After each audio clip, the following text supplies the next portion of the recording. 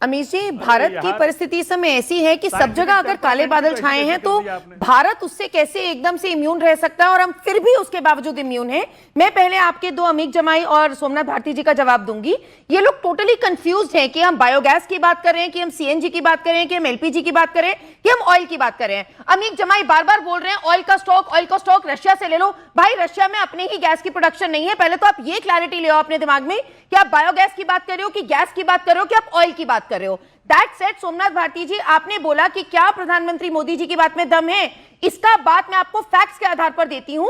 जो biogas fuel होता है उसका एक ग्रोथ रेट होता है। जब से 2014 से 25 तक अब उसमें तकरीबन 12.5% का ग्रोथ रेट में इजाफा, ग्रोथ रेट उसका रजिस्टर हुआ है, which is almost 5% of our LNG needs. This is not my survey, this is the survey started by the government you are supporting. उनके तहत ये डेटा आया है, और आप कह रहे हो प्रधानमंत्री की बात में दम नहीं है। सॉरी, आपको कौन सी बात में दम लगता है? दूसरा, आपने बहुत बखूबी कहा कि सेंट्रल विस्टा पे खर्च कर रहे थे।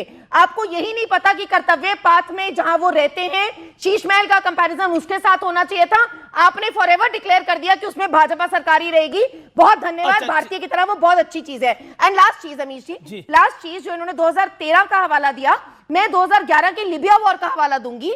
उसमें किसकी सरकार थी? कांग्रेस की सरकार थी, मनमोहन सिंह की सरकार थी। उस दौरान तुरंत वहां पे वॉर शुरू हुई, 5 दिन के अंदर अंदर 50 रुपए से एलपीजी सिलेंडर के दाम बढ़े।